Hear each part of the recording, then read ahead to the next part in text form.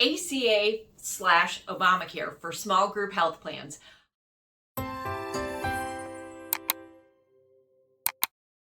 Hi, this is Kathy Bukowski. I'm the owner of CB Health Insurance, and I'm here to tell you about ACA, Affordable Care Act, otherwise known as Obamacare, right?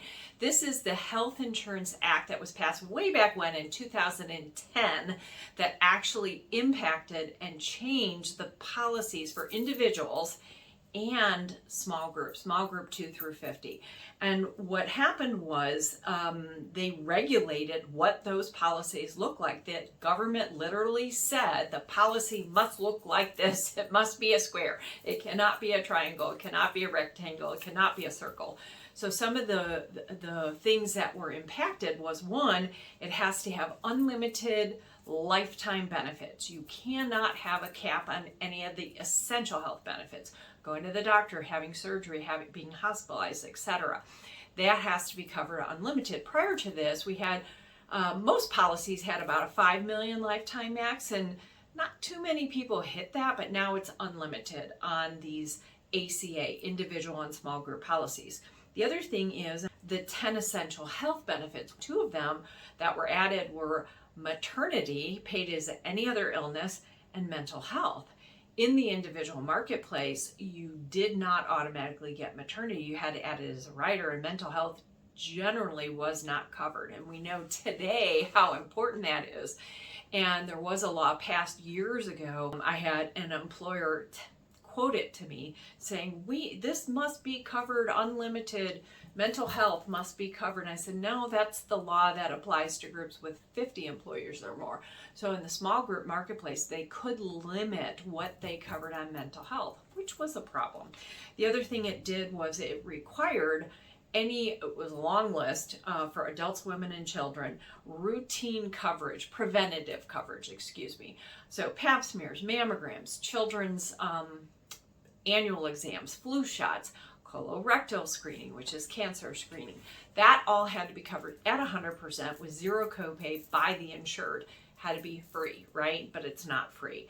And last but not least, one of the other things they threw on there, which we were trying to figure out as brokers, like, how is this going to be covered?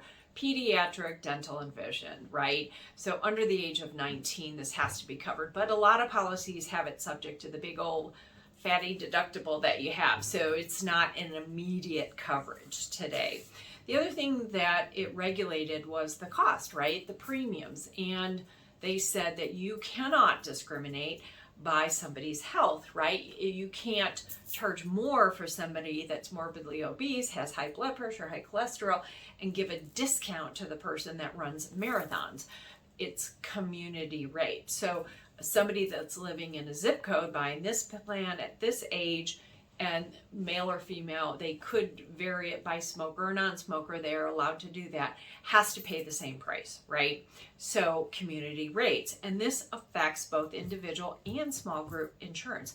Also, from the age of 18 to 64, it can't be more than 3 times. So if an 18-year-old is $200 a month, a 64 can't be more than $600 a month. So last 2 things is that you cannot exclude pre-existing conditions. So the second you get on the policy, everything is covered day one, even if you're in the middle of going through chemo and radiation cancer treatment.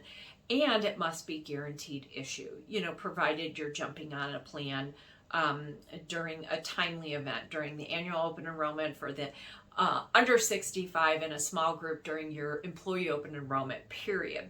So they can't decline anybody. There's no underwriting, and they can't ask you medical questions. So this applies to all the policies 2 through 50, and ACA law established the definition of a full-time employee.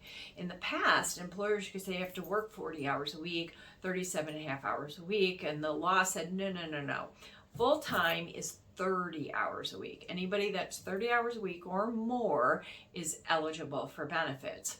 Secondly, they established what the maximum an employee, a new hire, can wait in order to get benefits. So in the past, you could say, well, you have to work here for 6 months. ACA said, no, you can't do that. So the 91st day is when they have to get coverage. So the maximum waiting period for a new hire is 90 days, and then they must get coverage. These are the policies that were regulated. But one of the things the law said is if you have less than 50 employees, you are not required by law to offer them health insurance. But if you have more than 50, you are, and you'll be fined and penalized. And there was actually two penalties, an A and a B penalty. One was for not providing the minimal essential coverage. You have to have coverage. There was a category in it, minimal essential coverage is MEC is what you had to cover. And two, it had to be affordable. And there's penalties for both. So the other thing is once you hit, you have to work with a broker who is going to help you out here. If you are approaching 50 employers or more, this is really important stuff to know, because how do they count that 50 lives? Well, they count all your full-time, but they also count what we call full-time equivalent. So, an employer that had 80 employees and just said, well, I'm going to reduce the hours. No one will work more than 30 hours a week. It doesn't work that way. They're going to count up all the part-time and divide by 30 hours to equal a full-time. So if you have 2 employees working 15 hours a week, that equals 1 full-time equivalent. So you have to be careful there. And they aggregated companies. If you were majority owner in other parent sister companies, they're going to aggregate the employees so that you cannot avoid offering health insurance if you have more than 50. Now, shopping for all these plans. One of the things that the law tried to do was establish a marketplace.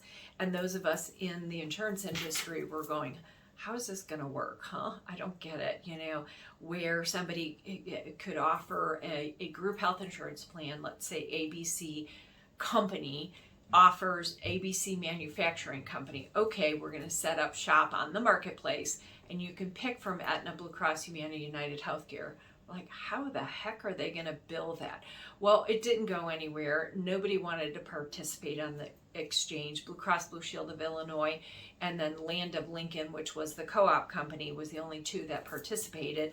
Land of Lincoln went belly up, and so there is no marketplace. If you Google it, I have had old articles come up.